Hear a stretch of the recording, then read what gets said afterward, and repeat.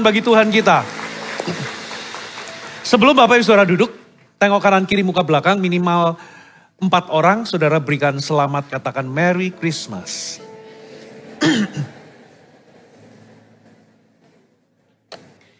Oke, Anda boleh duduk kembali. Shalom Bapak Ibu semua. Saya sungguh menunggu-nunggu untuk bisa kembali melayani di GMS Jakarta tercinta. Saudara, sepanjang hari ini saya memberikan tema khotbah secara berbeda-beda. Tapi judul besarnya adalah The Miracle of Christmas. Saya percaya bahwa mujizat terbesar adalah perubahan hidup. Natal ini gak boleh berlalu begitu saja, sekedar sebuah perayaan. Tapi jadikan ini momen di mana Tuhan bicara dalam hidup kita dan mengubah hidup kita. Natal bukan Natal kalau gak ada perubahan hidup. Amin saudara. Ini judul khotbah saya sepanjang hari ini. Ibadah pertama, kedua, ibadah pertama kita belajar dari Maria. Saudara, bagaimana Maria bisa berkata ya bagi kehendak Tuhan. Ibadah kedua, seorang murid Yesus yang jauh sebelum ada Petrus, jauh sebelum ada murid-murid, 12 murid. Siapakah dia? Adalah Yusuf. Yusuf itu punya 3 kualitas, saudara, lewat kisah Natal yang mencerminkan bahwa dia pengikut Yesus sejati. Ibadah ketiga, bagaimana kita ini jangan sampai kehilangan rencana Allah. Lalu ibadah kelima, mengapa Tuhan itu mengubah rencana kita. Mengapa Tuhan menginterupsi kita. Saudara, ibadah keenam, pengharapan dalam penantian. Kita belajar dari Zakaria dan Elizabeth. Bagaimana mereka itu tetap berharap di tengah penantian, saudara. Dan yang terakhir, ada 5 ketakutan yang muncul pada malam Natal, pada momen Natal saudara. Dan kita akan belajar bagaimana kita ini bisa mengalahkan ketakutan itu dan kita menggenapkan rencana Tuhan dalam kehidupan kita. Nah sekarang di ibadah ini saya memberikan tema ketika Tuhan mengubah rencanaku. Gak ada seorang pun itu ingin rencananya berubah. Saudara. Tapi kehidupan itu berbicara berbeda. Dalam kehidupan kita itu penuh dengan yang namanya interupsi. Apa sih definisi interupsi? Interupsi adalah perubahan yang mendadak, yang seringkali itu menjadi sebuah gangguan dalam kehidupan kita, dan itu mengacaukan atau merusak rencana kita, dan menuntut kita untuk bisa beradaptasi. Perubahan itu ada yang baik, ada yang buruk. Ada interupsi yang kita doakan, bahkan kita inginkan. Ada interupsi yang kita sambut. Tapi ada juga interupsi-interupsi yang kita nggak mau atau kita nggak inginkan. Ada interupsi yang terjadi di luar kendali kita. Contoh, apa itu interupsi atau perubahan yang mendadak yang kita dambakan atau rindukan? Tiba-tiba saudara dapat rezeki nomplok. Tiba-tiba saudara dapat promosi. Ada sebuah perubahan yang terjadi dan itu biasanya kita inginkan. Tapi kehidupan itu tidak selalu apa yang baik itu datang. Bisa jadi ada interupsi, ada perubahan yang kita nggak inginkan. Contoh saudara dipecat tiba-tiba di momen Natal ini. Sehingga hari ini saudara itu harus cari kerjaan baru, tempat yang baru. Tiba-tiba saudara itu tidak mendapatkan promosi yang Anda inginkan. Semua rencana berubah. Saya tadi pagi cerita, saudara, kalau di Tangerang itu ada salah satu tim leader kita Desember tahun yang lalu, Natal tahun lalu. Mereka mengalami yang namanya guncangan. Terjadi perubahan rencana besar-besaran gara-gara istrinya terdiagnosa stadium 4 cancer. Tapi hari ini saya percaya, saudara, hari ini kemarin saya dengar kesaksian, Pastor Fuji masih ingat gak Desember tahun lalu? Kita terguncang, rencana kita berubah menjadi harusnya liburan tapi menjadi pergi ke luar negeri untuk melakukan serangkaian kemoterapi selama 6 bulan. Tapi hari ini yang bersangkutan sudah sembuh saudara. Bersih total, sudah dicek berkali-kali saudara. Itu sesuatu yang kita nggak inginkan. Atau mungkin saudara seperti pandemi tahun 2020, 2021. Itu menginterupsi kehidupan banyak orang. Ada yang bangkrut, Ada yang kehilangan orang-orang yang dikasihi di momen-momen itu. Banyak rencana berubah. Saudara, manusia itu memang merancangkan banyak hal. Tapi firman Tuhan katakan keputusan Tuhanlah yang jadi. Apa yang kita bisa pelajari dari sini? Bahwa Tuhan itu memegang kendali atas kehidupan kita. Kalau kita menyangka bahwa kalau kita itu mau sesuatu terjadi dalam kehidupan kita itu terserah kita. Saudara, ya di satu sisi memang benar. Karena Tuhan itu memberikan kita kehendak bebas. Saudara, tapi jangan lupa ada banyak hal dalam kehidupan kita itu di luar kendali kita. Ada hal-hal yang namanya kedaulatan Tuhan. Keputusan Tuhan, kita bisa merancangkan banyak hal. Tapi keputusan Tuhanlah yang jadi, katakan amin. Saudara, saudara bisa punya planning ini dan itu. Tapi rencana Tuhan yang terjadi. Bapak Ibu, berarti ada banyak hal kita ini gak bisa kendalikan. Kita gak bisa kendalikan kapan kita lahir. Kita gak bisa pilih dari keluarga mana kita itu lahir. Kita gak bisa pilih rambut kita, warna kulit kita seperti apa. Saudara, kita gak bisa pilih orang tua kita.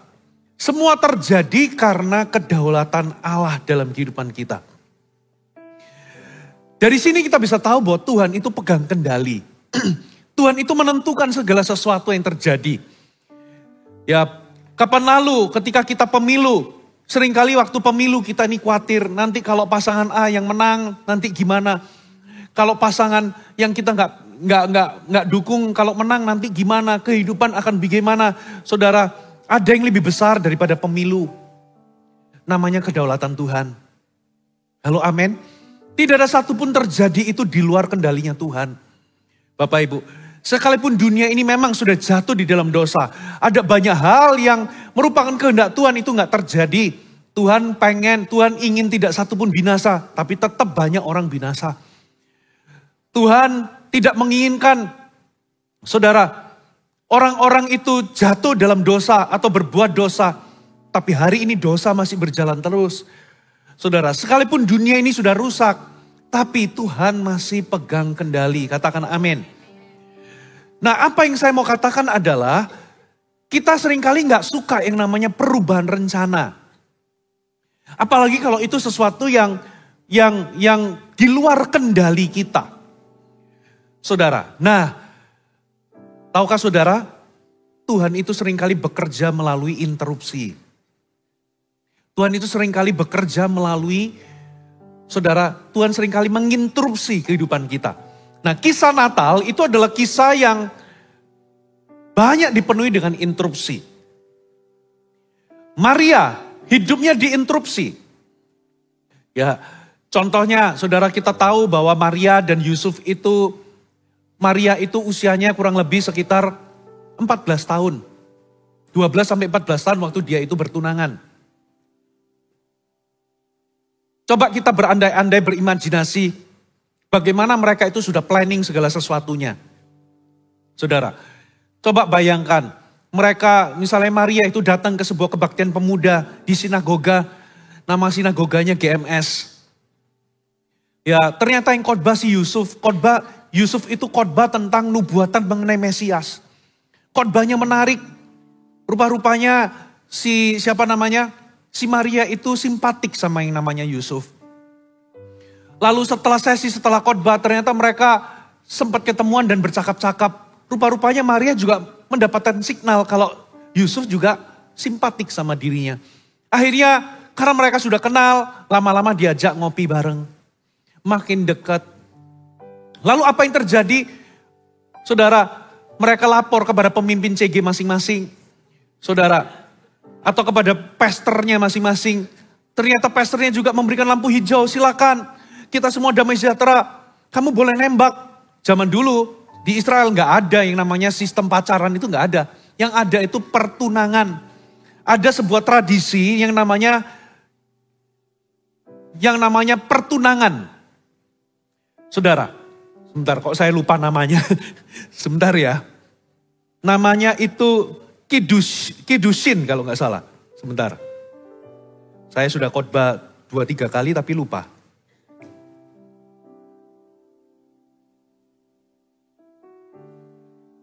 Ya pokoknya begitulah ya.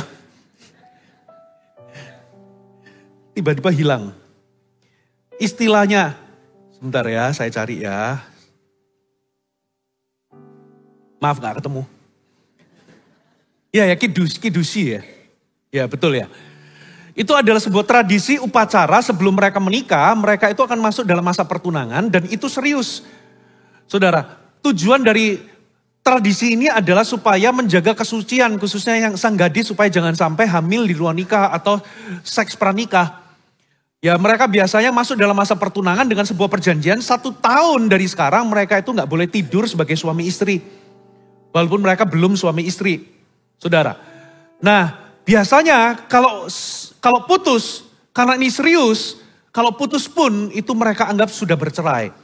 Mereka harus melakukan perceraian. Karena apa? Mereka yang sudah masuk dalam pertunangan, mereka itu sudah yakin bakal menikah sama orang ini.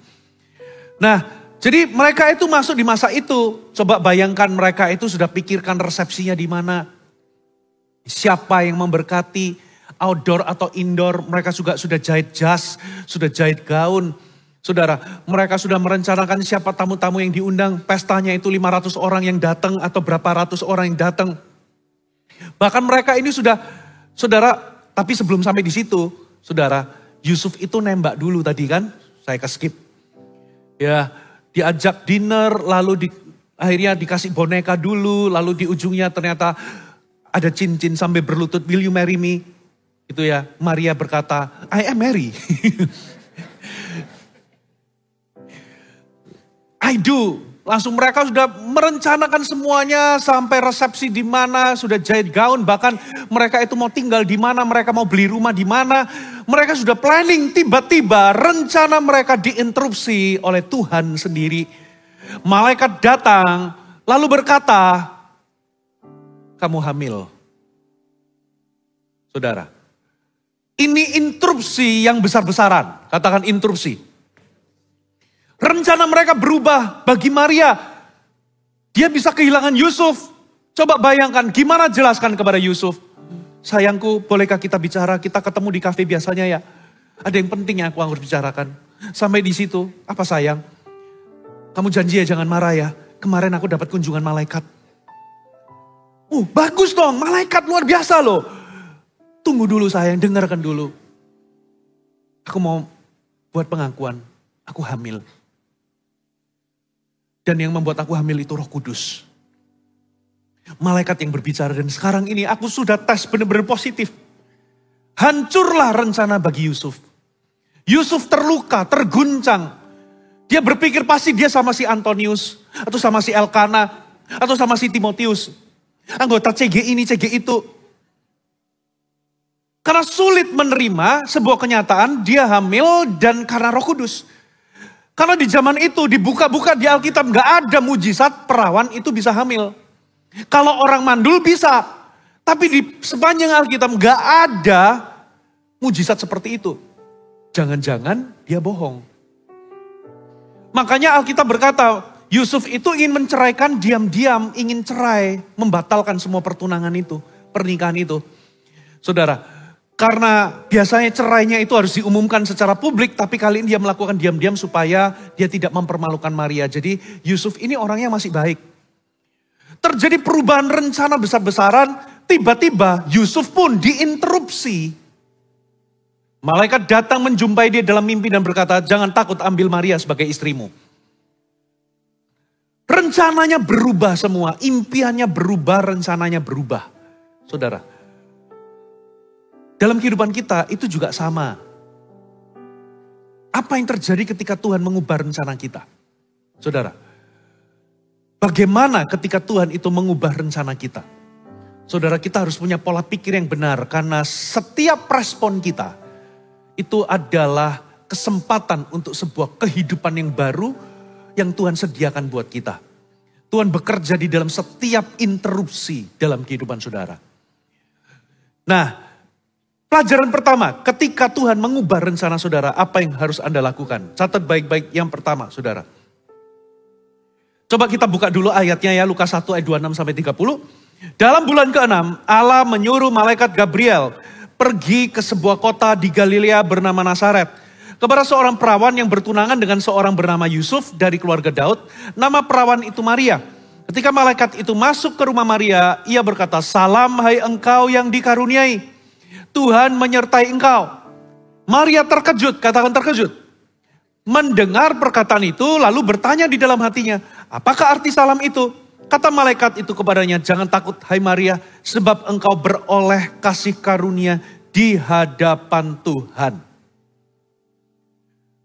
Malaikat Tuhan itu punya rencana atas kehidupan Maria.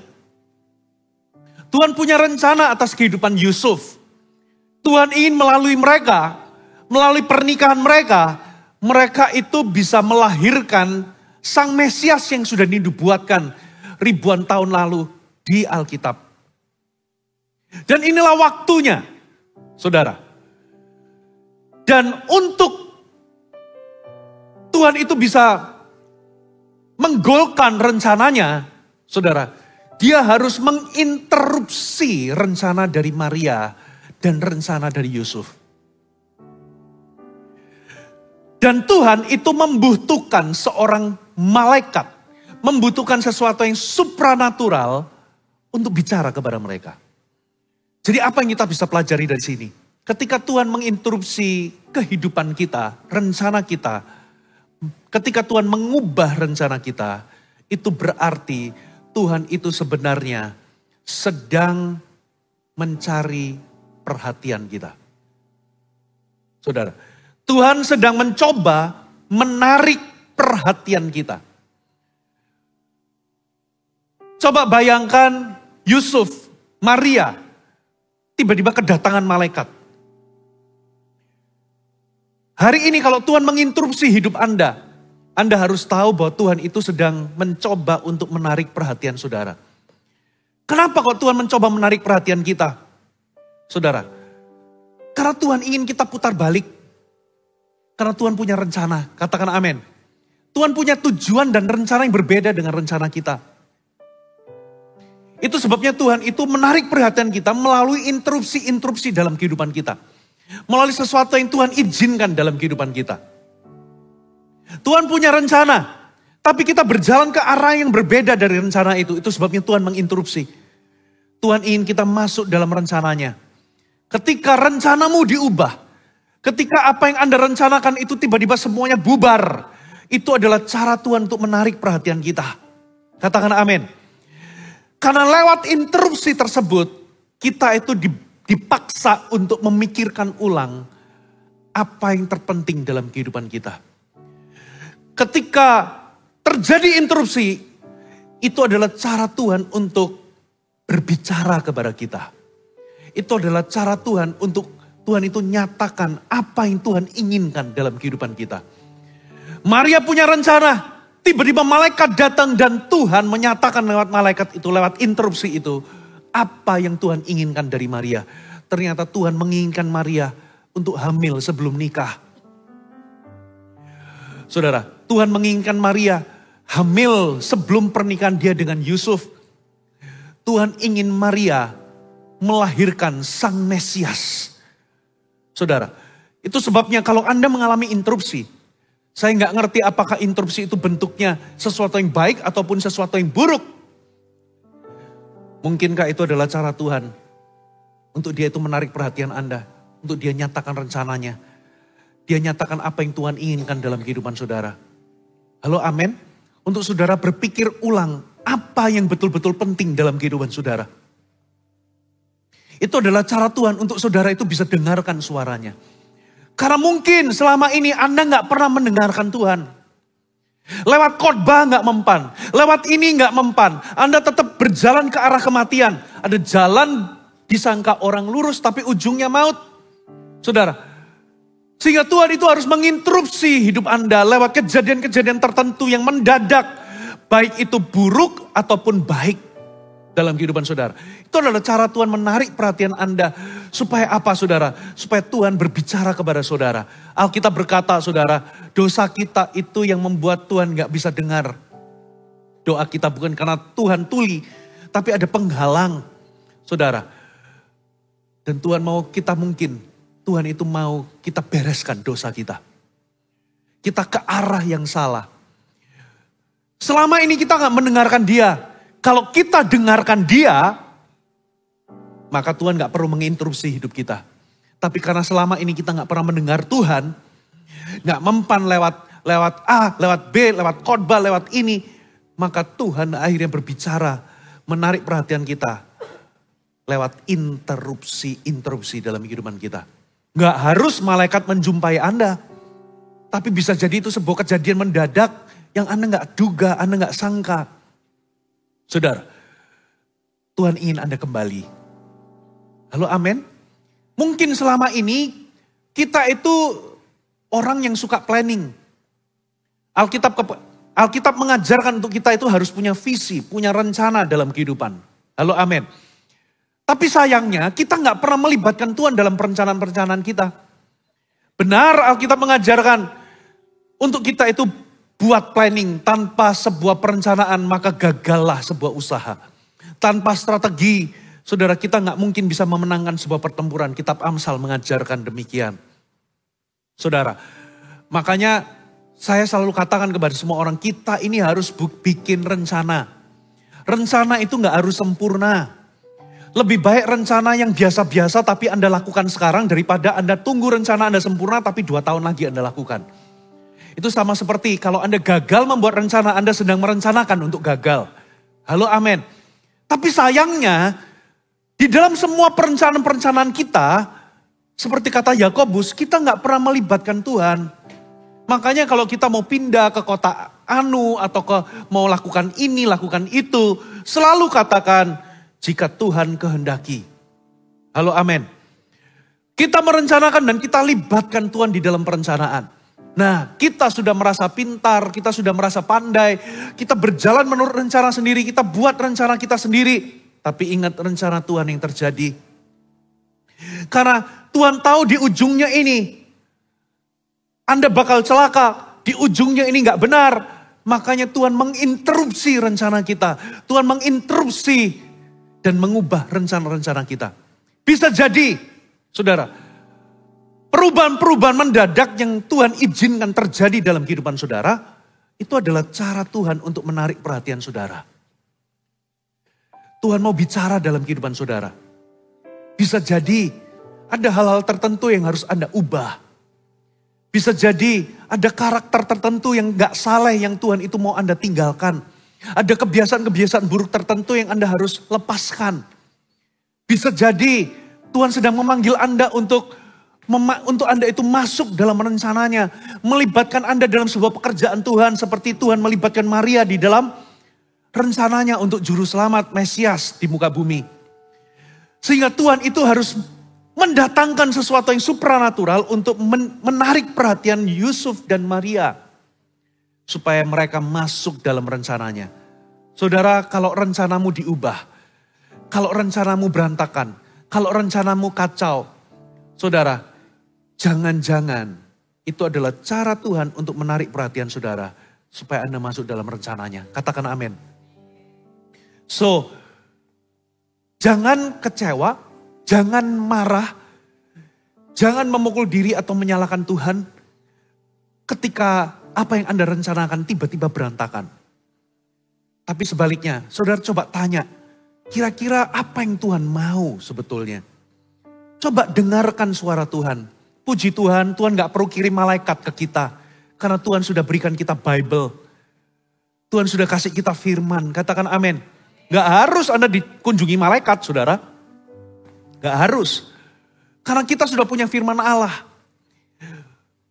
Mungkin bisa lewat sebuah khotbah. Jangan-jangan Tuhan mau berbicara. Coba dengarkan apa yang Tuhan mau. Apa yang Tuhan maksudkan lewat kejadian ini. Kira-kira saudara, apa yang penting? Kita mulai memikirkan ulang apa yang terpenting dalam kehidupan kita. Yaitu kehendak Tuhan. Kita itu cenderung berpusat kepada diri sendiri. Cuman mencari kesenangan pribadi kita, kenyamanan pribadi kita. Kita banyak kali mengabaikan Tuhan. Kita tidak pernah memprioritaskan Tuhan dan kehendaknya. Saudara, kita hidup menurut cara kita sendiri. Saudara, kita hidup semaunya sendiri.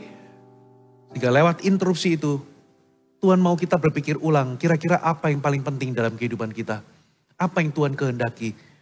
Apa yang perlu kita patuhi dan taati? Saudara, itulah tujuan Tuhan lewat interupsi. Dia sedang mencoba menarik perhatian kita. Amin. Yang kedua, saudara. Yang kedua. Lukas 1 ayat 31 sampai 33. Sesungguhnya engkau akan mengandung dan akan melahirkan seorang anak laki-laki dan hendaklah engkau menamai dia Yesus. Ia akan menjadi besar dan akan disebut anak Allah yang maha tinggi. Dan Tuhan Allah akan mengaruniakan kepadanya tahta Daud, bapa leluhurnya. Dan ia akan menjadi raja atas kaum keturunan Yakub sampai selama-lamanya. Kaum keturunan Yakub itu berarti Israel.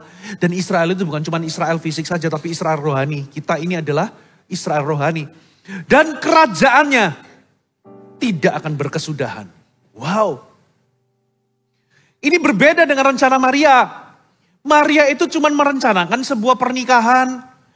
Dia mau punya anak dari Yusuf.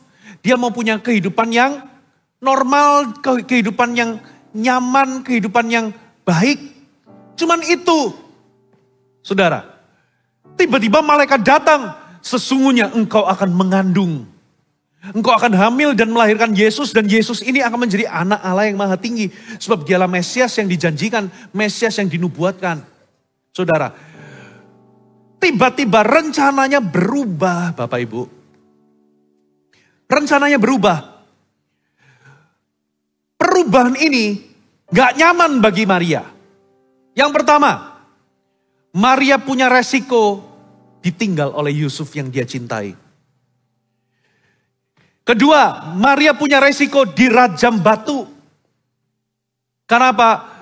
Kitab Imamat, kitab Ulangan berkata orang yang berbuat zina harus dihukum rajam. Sampai mati. Yang ketiga, gara-gara Maria berkata, ya jadilah padaku menurut perkataanmu. Maria harus mengalami ketidaknyamanan karena kehamilan itu. Dari mual-mual, perubahan hormon, muntah-muntah. Sampai apalagi saudara, melahirkan.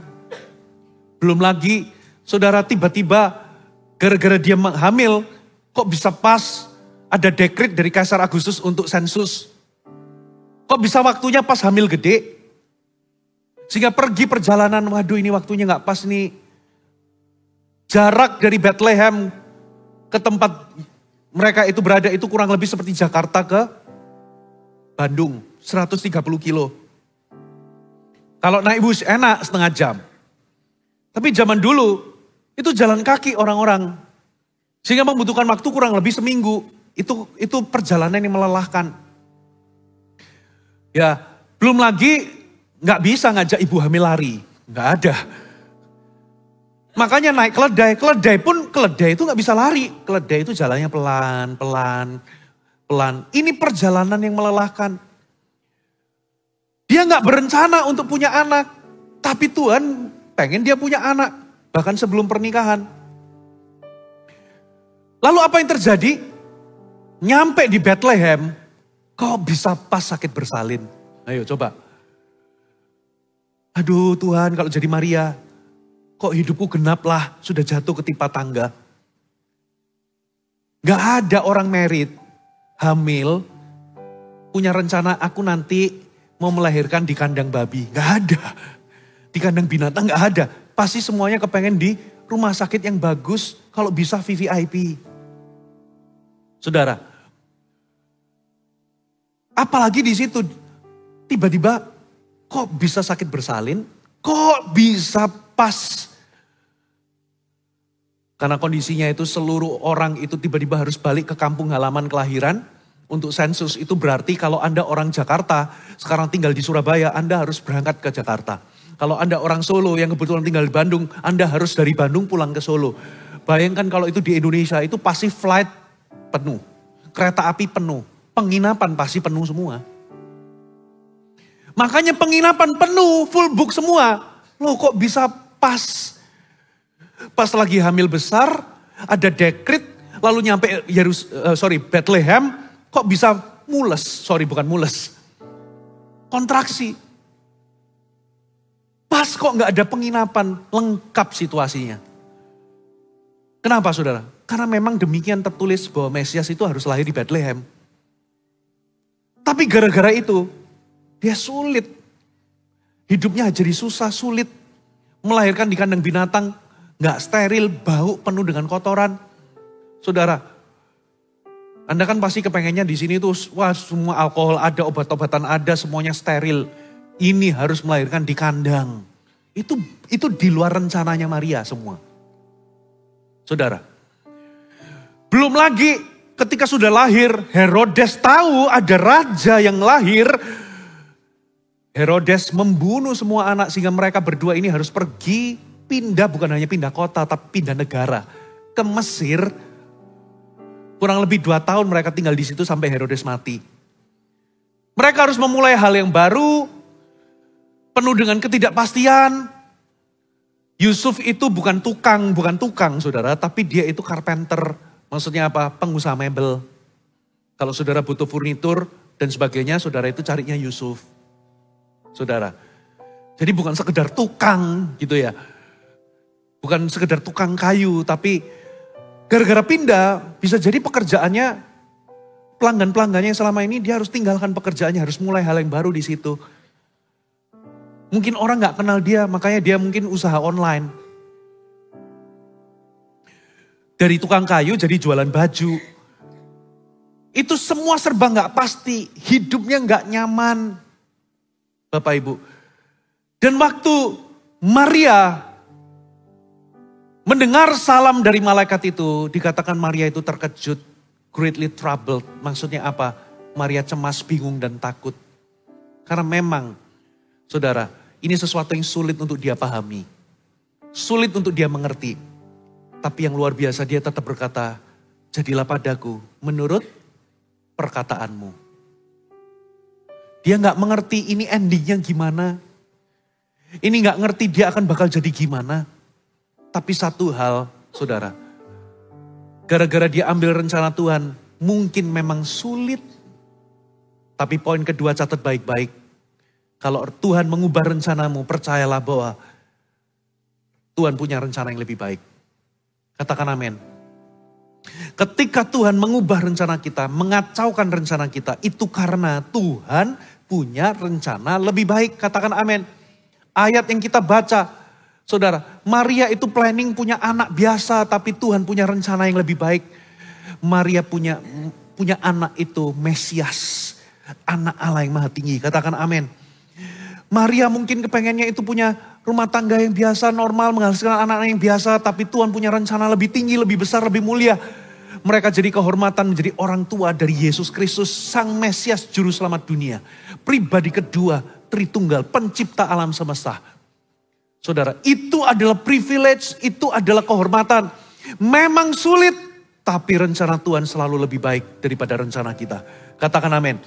Mungkin gak mudah dijalani. Hidupnya Yusuf dan hidupnya Maria berubah total sejak hari itu. Penuh dengan kesulitan dan ketidaknyamanan. Tapi rencana Tuhan lebih baik. Makanya kalau Tuhan mengubah rencanamu, itu berarti karena Tuhan punya rencana yang lebih baik. Yeremia pasal 29 itu menjelaskan. Yeremia itu ngomong harus khotbah sama umat Tuhan yang Tuhan sudah jatuhi disiplin untuk dibuang ke Babel. Hamba-hamba Tuhan palsu, nabi-nabi palsu berkata, damai sejahtera bagimu, baliklah ke sini. Tapi Tuhan berkata lain, ngomong sama umatku. Ya, jangan balik, tinggallah di tempat pembuangan. Usahakanlah kesejahteraan kota di mana aku buang. Sebab apa? Aku mengetahui rancangan-rancangan apa yang aku miliki tentangmu. Terjemahan NLT mengatakan, yaitu plans for good, not for disaster. Yaitu rencana kebaikan. Katakan for good, not for disaster. Bukan rencana kecelakaan atau bencana. To give you a future and a hope. Untuk memberikanmu masa depan dan memberikanmu harapan. Rencana Tuhan selalu rencana yang baik. Rencana Tuhan selalu rencana yang penuh dengan kebaikan. Sekalipun itu melewati sebuah interupsi yang membuat Anda terganggu atau nggak nyaman. Sekalipun rencanamu berantakan. Ingatlah satu hal, berarti Tuhan punya rencana yang lebih baik. Katakan amin. Bukan rencana kecelakaan, bukan rencana untuk menghancurkan hidup kita. Tapi rencana Tuhan selalu lebih baik. Katakan amin. Saya masih ingat istri saya itu dulu, waktu lulus SMA, istri saya itu lahirnya di Jakarta, tapi cuma numpang lahir. Besarnya di daerah Jawa Timur, namanya antara Bojonegoro dengan Cepu itu ada satu nama namanya Padangan. Itu masih wilayah Jawa Timur. Besar di situ, saudara, karena keluarga besarnya, keluarga papanya memang di situ semua, saudara. Setelah lulus SMA, karena papanya dokter, jadi istri saya itu papanya itu dokter gigi, tapi juga punya usaha toko. Saudara, ingin istri saya itu jadi dokter. Sudah daftar di universitas di Jakarta. Cukup bonafit. Saudara, tapi mendadak pada waktu ujian saringan masuk, tiba-tiba istri saya itu sakit panas berkepanjangan. Gak jelas sakitnya apa. Sehingga gak bisa ikutin ujian. Waduh, kecewalah papanya, kecewalah istri saya. Lena itu kecewa, gak bisa ke Jakarta. Plan B-nya akhirnya mendaftar di Surabaya, di Universitas Surabaya, ambil jurusan farmasi, bukan kedokteran seperti yang diimpikan. Tapi tahu nggak, perubahan rencana itu ternyata punya rencana yang lebih baik. Yang pertama, ketemu sama saya. Halo, amin. Kedua, dia lulus farmasi, tapi gara-gara dia di Surabaya ikut jemaat GMS, belok dia jadi hamba Tuhan, full timer. Dia lepas, orang tuanya sudah bikinin, sudah jadi, apoteknya itu sudah jadi. Dan istri saya itu Lena itu orangnya pintar kerja. Dia punya mimpi dulu sebelum ada 24 jam, dia itu bermimpi aku akan buka apotek itu 24 jam. Itu sudah dimodalin, papanya sudah ada pelanggannya, sudah lulus namanya sudah masuk. Tiba-tiba istri saya dapat panggilan full timer, maju altar call, menyerahkan diri sebagai hamba Tuhan. Kebetulan saya juga maju altar call di altar yang sama. Kami berdua diutus ke Manado. Disitulah selain benih-benih iman yang kami taburkan, ada benih-benih cinta. Singkat cerita, akhirnya ketemu sama saya, menikah sama saya, dan hari ini mengembalakan bersama dengan saya. Hari ini 27.000 jemaat. Saudara, bukan masalah gedenya, tapi coba Anda lihat. Ada sebuah perubahan rencana, belok. Kecewa besar, nggak ke Jakarta, tapi malah ke Surabaya. Tapi gara-gara itu ketemu sama saya. Gara-gara itu jadi hamba Tuhan. Ternyata rencana Tuhan lebih baik. Orang tuanya berencana dia jadi dokter. Dia sendiri kepengen jadi dokter. Ternyata Tuhan punya rencana lebih baik. Kita jadi dokter rohani. Halo, amin. Kalau Tuhan mengubah rencanamu, percayalah satu hal.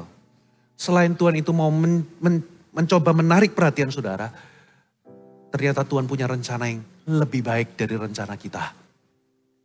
Amin. Jadi daripada kecewa, marah-marah, saudara mengasihani diri sendiri, lebih baik saudara ikutin aja flow-nya. Tuhan, aku berserah. Ajari aku berespon dengan benar di tengah perubahan rencana ini. Aku percaya satu hal, Tuhan punya rencana lebih baik. Amin saudara. Yang terakhir. Ketika Tuhan mengubah rencana kita, apa yang harus kita lakukan, saudara? Tuhan ingin kita mempercayai Dia. Saudara, Tuhan mau kita mempercayai Dia. Coba kita lihat Lukas 1 ayat 34 sampai 38. Kata Maria kepada malaikat, bagaimana hal itu mungkin terjadi karena aku belum bersuami? Jawab malaikat itu kepadanya, Roh Kudus akan turun atasmu dan kuasa Allah yang Maha Tinggi akan menaungi engkau. Sebab itu anak yang akan kau lahirkan itu akan disebut kudus, anak Allah. Dan sesungguhnya Elisabet sanakmu itu, ia pun sedang mengandung seorang anak laki-laki pada hari tuanya. Dan inilah bulan yang ke-6 bagi dia, yang disebut mandul itu. Sebab bagi Allah tidak ada yang mustahil. Kata Maria, sesungguhnya aku ini hamba Tuhan, jadilah padaku menurut perkataanmu itu. Lalu malaikat itu meninggalkan dia. Kenapa seringkali Tuhan itu gak menjelaskan semuanya di awal? Sederhana, karena Tuhan ingin kita percaya kepadanya. Kenapa seringkali Tuhan itu menyembunyikan, gak memberitahu itu semuanya dengan gamblang? Karena kalau kita tahu semuanya, belum tentu kita bergantung kepada Dia. Tuhan mau kita percaya kepadanya sekalipun kita gak mengerti. Kalau Tuhan suruh kita lakukan sesuatu, kita nggak harus mengerti semuanya baru kita taat. Kabar baiknya, kita bisa taat sekalipun kita tidak mengerti. Coba bayangkan apa yang terjadi. Kalau orang-orang Israel itu ketika disuruh muter-muter, 7 hari disuruh muter-muter, hari ke-7 harus muter 7 kali, lalu di ujungnya harus bersorak-sorai. Itu sulit dimengerti, Bapak Ibu. Emangnya kita muter-muter, emangnya bisa apa? Tapi mereka taat walaupun tidak mengerti. Robohlah tembok Yeriko. Apa yang terjadi kalau pelayan-pelayan yang disuruh mengisi tempayan-tempayan, 6 tempayan tempat pembasuhan air, tangan dan kaki. Ketika mereka kehabisan anggur. Itu sulit dimengerti. Mungkin pelayan-pelayan ngomong, emangnya bisa apa ini? Apalagi ini tempat pembasuhan kaki, tempat untuk air, menampungkan air untuk pembasuhan tangan. Emangnya bisa apa diisi begini? Itu sulit dimengerti, sulit dipahami. Tapi mereka taat juga, saudara. Ujungnya apa? Terjadi mujizat, air berubah menjadi anggur. Coba apa yang terjadi ketika Tuhan menyuruh Simon Petrus untuk tebarkan jala di tempat dalam. Petrus sempat menyela, Tuhan ini waktunya melipat jala. Lagian aku udah semalam-malaman kerja, gak dapat apa-apa, apalagi sekarang. Tapi karena engkau menyuruhnya, sekalipun aku gak mengerti, aku akan melakukannya. Dia mendapatkan mujizat. Sometimes, saudara, Tuhan itu ingin kita melakukan sesuatu tanpa memberikan penjelasan. Sometimes, kita gak ngerti apa yang Tuhan suruh untuk kita lakukan. Taatlah. Kenapa Tuhan itu gak menjelaskannya di awal? Yang pertama, alasan pertama, karena memang kita gak bisa memahaminya. Satu kali murid-murid Yesus itu dibasuh kakinya sama Yesus. Yesus ngomong, aku melakukan ini, mungkin kamu gak akan ngerti dan gak akan bisa paham. Tapi kelak kamu akan paham. Kenapa Tuhan gak menjelaskannya? Karena sekalipun dijelaskan kita gak bakal bisa ngerti. Yang Tuhan mau adalah nurut aja, percaya aja. Katakan amin. Alasan kedua, kenapa Tuhan gak menjelaskannya? Karena Tuhan memang ingin kita percaya. Sulit menjelaskan ke anak kecil. Kenapa sih kok gak boleh lari-lari di rumah? Anak kecil gak bisa memahami. Nanti nak, kalau kamu nanti lari-lari nanti akan kepleset, nanti kejedot di ujung-ujung ini apa. Susah kadangkala anak-anak kita waktu masih kecil gak bisa, gak punya kapasitas untuk memahami. Makanya kadangkala sudah kamu diem, nurut aja. Gitu kan. Kita sebagai orang tua. Tuhan juga sama. Sometimes kita gak bisa memahami rencana Allah. Kita gak bisa mengerti rencana Allah. Yang Tuhan mau aja kamu nurut aja pasti ujungnya baik. Itu sebabnya ketika Tuhan mengubah rencana kita. Mungkin hari itu Anda gak bisa paham mengapa ini terjadi. Tapi yang Tuhan mau responi aja, ikuti aja. Apa yang Tuhan perintahkan untuk kita lakukan. Maka di ujungnya kita akan menerima rencana Allah digenapkan dalam kehidupan kita. Halo, amin. Kabar baiknya Anda gak harus mengerti untuk Anda segera taat. Anda bisa taat sekalipun Anda tidak memahaminya. Saudara, ketika interupsi terjadi dalam kehidupan Yusuf dan Maria, itu ujian iman sebetulnya. Itu ujian iman. Gak gampang bagi Yusuf, gak gampang bagi Maria. Yusuf dan Maria itu sama-sama terancam resiko hukuman mati. Maria sudah jelas hamil. Dan dengan mengambil Tuhan ngomongkan lewat mimpi, jangan takut ambil Maria jadi istrimu. Dengan mengambil Maria jadi istrinya, itu memberikan sebuah legalitas atau keabsahan. Oh, ini memang kamu yang hamilin, kamu ikut berzina. Menurut kitab Ulangan pasal 22 kalau nggak salah. Laki-laki dan perempuan kalau kedapatan berzina, dua-duanya harus dirajam batu. Dengan mengambil Maria sebagai istri, itu bisa memberikan sebuah, keabsahan bahwa oh ya memang ini Yusuf yang melakukannya. Yusuf yang menghamilinya. Mereka berdua berzina. Mereka kehilangan nama baik, kehilangan kerjaan, kehilangan banyak hal. Mereka nggak bisa memahaminya pada awalnya. Sulit, tapi yang luar biasa, mereka dua-duanya taat. Maria berkata, jadilah padaku menurut perkataanmu. Yusuf berkata, saudara, setelah dengar perintah dari malaikat dalam mimpi, waktu besoknya bangun, dia langsung tanpa menundanya mengambil Maria sebagai istri. Saudara, mereka taat walaupun tidak mengerti.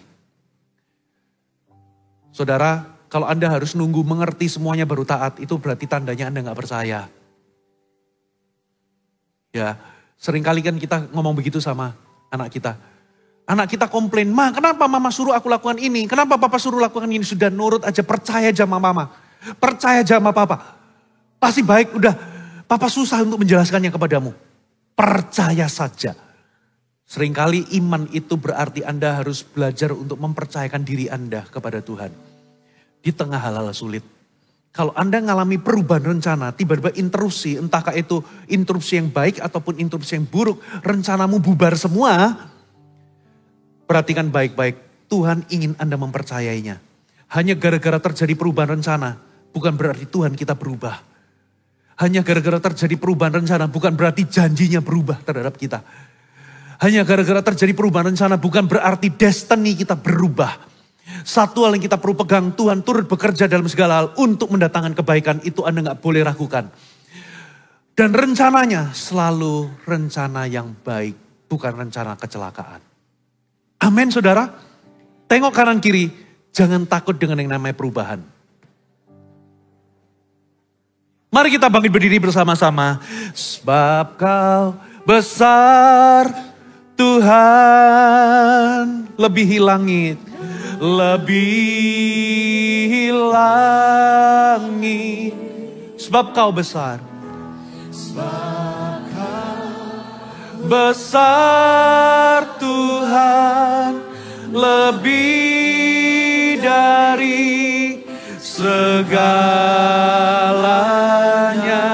Sebab Kau besar. Sebab Kau besar Tuhan, ku dapat melakukan segala perkara sesuai rencanamu. Sebab Kau besar. Sebab Kau besar Tuhan, lebih langit. Sebab Kau besar.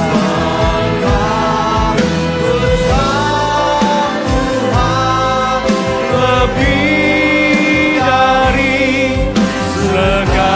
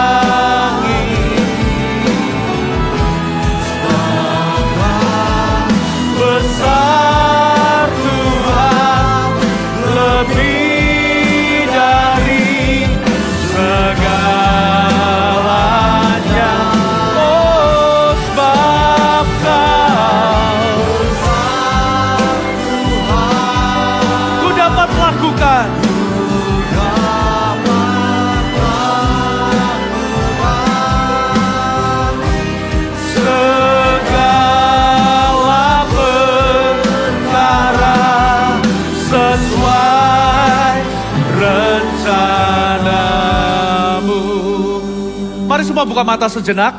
Seperti yang saya tadi katakan dari awal, jangan jadikan Natal ini lewat sekedar sebuah perayaan tradisi. Tapi pastikan saudara, Anda mengalami perubahan hidup. Coba tanyakan dalam diri Anda, kira-kira kalau ada hal-hal yang perlu diubah dalam kehidupanku, kira-kira apa yang perlu diubah? Itulah sebabnya seringkali Tuhan itu memberikan kita interupsi. Tuhan menginterupsi rencana kita. Tuhan sepertinya mengacaukan dan mengganggu rencana kita, merusak rencana kita. Karena sebetulnya Tuhan itu sedang ingin bicara dalam kehidupan kita. Dia menarik perhatian kita. Seringkali interupsi itu mengganggu kita dan membuat kita nggak nyaman. Tapi itulah cara Tuhan untuk mungkin berbicara kepada kita. Bagi beberapa orang, saudara, kalau Tuhan nggak interupsi, Anda akan terus menjalani kehidupan Anda dan ujungnya maut. Itu sebabnya bagi beberapa orang interupsi Tuhan itu, Tuhan sedang ingin berbicara kepada Anda untuk bertobat. Bagi beberapa orang itu mungkin Anda harus lepaskan beberapa kebiasaan buruk. Bagi beberapa orang Anda sudah punya planning, aku ini akan gini-gini aja lah. Jadi jemaat biasa aja. Gak usah pakai sungguh-sungguh terlalu dalam lah, pelayanan lah apa dan sebagainya. Itu akan membunuh kerohanian Anda. Anda akan gak ketemu atau gak jodoh dengan rencana Allah kalau Anda punya sikap seperti itu. Anda mungkin punya rencana daripada aku masuk terlalu dalam nanti trauma, nanti kecewa. Aku jadi jemaat biasa aja. Mungkin kan di Natal ini Tuhan ingin bicara lewat interupsi. Buat Tuhan ingin Anda masuk lebih dalam. Saudara, Tuhan ingin tahun depan Anda berbuah bagi kerajaannya. Anda melahirkan Yesus, Anda melahirkan rencana Allah dalam kehidupan saudara. Anda paksakan itu rencana Allah jadi dalam kehidupan Anda. Mungkin beberapa di antara saudara, Anda pernah terluka. Dan Anda sudah merencanakan untuk dendam. Anda sudah simpan kemarahan dan Anda dendam dan Anda merencanakan sesuatu yang buruk. Tuhan ingin Anda lewat interupsi. Tuhan ingin Anda batalkan rencana itu. Ikuti rencana Tuhan, lepaskan pengampunan sekalipun di otak Anda berpikir, ini enggak fair, ini enggak bisa dimengerti, ini sulit dimengerti. Karena kalau Anda teruskan, Anda yang rugi karena enggak ada orang yang sehat dengan menyimpan kemarahan. Kalau enggak sakit darah tinggi, Anda bisa kena gangguan-gangguan imun, Anda bisa artritis, rematik, bahkan tidak menutup kemungkinan saudara bisa kena kanker gara-gara itu. Karena Anda simpan kemarahan. Kejadiannya mungkin sudah 5-7 tahun yang lalu. Tapi setiap malam Anda teringat lagi kesalahan orang. Anda menjadi geram, Anda marah, tekanan darah Anda menjadi tinggi, hormon kortisol muncul, Anda jadi nggak bisa tidur, Anda makin sakit hati, Anda merencanakan untuk apa saudara? Untuk balas dendam. Itu sama seperti Anda merencanakan untuk mati. Karena apa? Nggak ada orang yang simpan kemarahan tetap sehat, itu nggak ada. Saudara, makanya Tuhan menginterupsi supaya Tuhan mau bicara dalam hidupmu. Lepaskan pengampunan, jadilah bebas, hiduplah dalam damai sejahtera. Tapi sulit dimengerti. Anda nggak harus mengerti untuk Anda bisa taat. Mungkinkah di Natal ini Tuhan ingin mengacaukan rencana Anda? Karena Tuhan ingin membuat Anda kembali. Tuhan ingin membuat Anda bertobat. Tuhan ingin Anda datang kepada Dia. Tuhan ingin Anda lebih sungguh lagi dengan Dia. Karena selama ini Anda terlalu berpusat kepada diri sendiri. Fokus kepada diri sendiri. Anda gak pernah pikirkan perkara-perkara di atas. Anda gak pernah pikirkan kerohanian. Yang Anda pikirkan itu cuma usaha, cari uang, dan kesenangan. No. Natal bukan Natal kalau gak ada terjadi perubahan hidup. Amin saudara. Saya gak mengerti